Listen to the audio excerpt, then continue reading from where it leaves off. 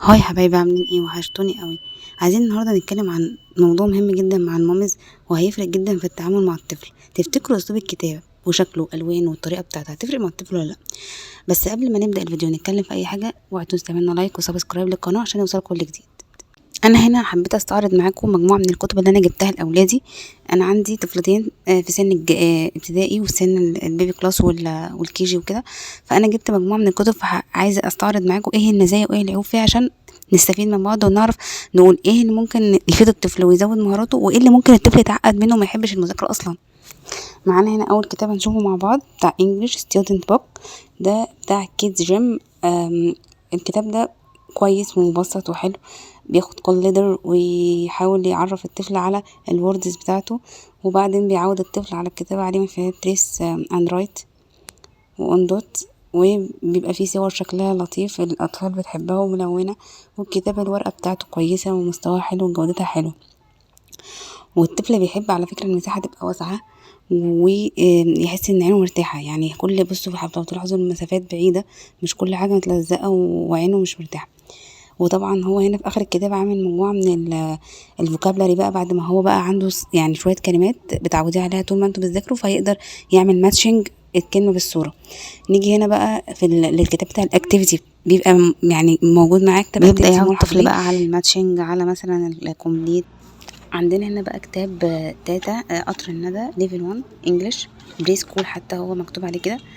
بصوا حتى اي بري سكول او اي ليفل 1 هتلاقوا فيه التريتس اون ذا دوز زي ما قلت لكم قبل كده، وجبت لكم نموذج عنه في فيديو قبل كده.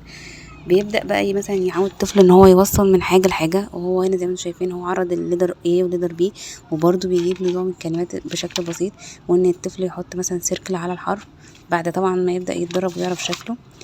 وجايبين برضو صور شكلها ملون وجميل. انا بوريكم هنا شكل الكتاب من الاخر برضو، لانه بيبقوا عاملين نظام اكسرسايز كده بسيطه بعد بقى ما الطفل ابتدى يتعود على الكلمات وشكلها والصور وكده. وبرضو في قلب الكتاب بتاع الانجليش ده هتلاقوا دايما النمبرز اللي هي بالايه الارقام بالانجليش، بيعود الطفل برضو يعرف من 1 ل 10. دايما ليفل 1 بيبقى من 1 ل 10، بعد كده بقى بيبدا من ليفل 2 الكتاب التاني من 11 ل 20. هنا في الاخر في حاجه برضو لطيفه قوي عجبتني في الكتاب ده، ان هو عامل شويه اكتيفيتيز كده، يعني الفروتس الفيجيتابلز الكلوزز الانيمالز الكالرز النمبرز، بحيث ان الطفل كل مثلا يوم تاخدي منهم شويه تقعدوا تقراوا مع بعض، يبقى عنده حصيله لغويه. ده مهم جدا على فكره، زي ما قلنا قد ايه مهم يبقى الطفل عنده حصيله من الفوكابلري تساعده ان هو بعد كده لما يخش كي جي 1 يبقى الموضوع سهل والدروس عنده تبقى سهله، وصوت الحروف والساوند بتاعها والفونكس هتبقى القراءه سهله بعد كده جدا. معانا هنا برضو كتاب ماس ستودنت بوك بتاع كيدز جيم. طبعا ده ليفل 2، يعني ده بيبقى فيه ليفل 1 برضو من 1 ل 10، بس ده ليفل 2 اللي هو بيعمل حتى ريفيجن هو على من النمبرز من 1 ل 10، ويشوف بقى الطفل بيعرف يعمل كاونت ولا لا، يعني بيعد ولا لا، وبيعرف يعمل الكومبليت بتاع النمبرز، واشكال برضو صور شكلها لطيف بيحبها الاطفال. هنبدا بقى هنا من اول ليفل 1 ليفل 2 سوري انا اسفه، بيبدا بقى 11 12 14 لحد بقى ايه 220 لحد اخر حاجه 20، ويبدا برضو يعمل ايه اكسرسايز كتير عليها وكده. نيجي هنا بقى للكتاب بتاع الاكتيفيتي. الكتاب بتاع الاكتيفيتي هتلاقوه دايما في بقى ايه شويه اكسرسايز اكتر، شويه كاونت وماتشنج ورايت وحاجات من كده، برضو لطيف وحلو. نيجي هنا بقى معانا كتاب الاضواء بتاع رياضيات، يعني الحساب يعني الناس بقى بالعربي. برضو بيبقى فيه في ده ليفل 1 برضو، فهتلاقي برضو تريس اون ذا دوت عندهم شويه اشكال كده وصن وشمس وحاجات من كده. هيبدا هنا بقى برقم 1. وبرده في الاول لازم لو انت حتى هتودي لغات اللي هو ياخد ناس، يعني برده لازم يعرف الارقام بالعربي، ولازم تعملي برده تأسيس للحساب يعني. فسواء كده او كده لازم ياخد الارقام بالعربي، فبياخد بقى من 1 ل10 والكلام من ده. ويجي بقى هنا شويه بقى ايه مهارات سكيلز كده على ايه على طبعا المورزان والليزان واللي هو الاكثر والاقل، وفي بقى عندك الاكبر والاصغر اللي هو جريت جريتر وليس وكده والحاجات اللي زي دي. في العربي برضو هيجيبوها هي ويجي بقى هنا بقى الشيبس والاشكال اللي هي بقى المثلث والمربع والدوائر وكده، ده برضو زي ما في الماس في بقى عربي برضو هنا.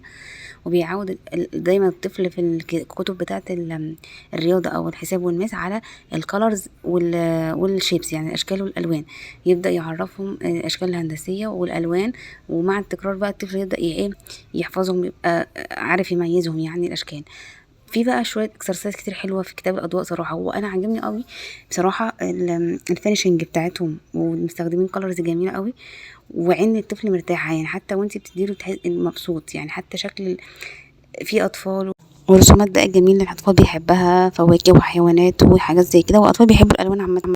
يا ريت تكونوا استفدتوا النهارده من الفيديو بتاعنا، والفيديو بتاعنا للاسف خلص، بس ممكن نعمل فيديوهات تانية كتير من المحتوى ده لو حابين على قناتنا على اليوتيوب في سلسله فيديوهات سوبر مازر، عشان نفيد الطفل ونفيد الام كمان.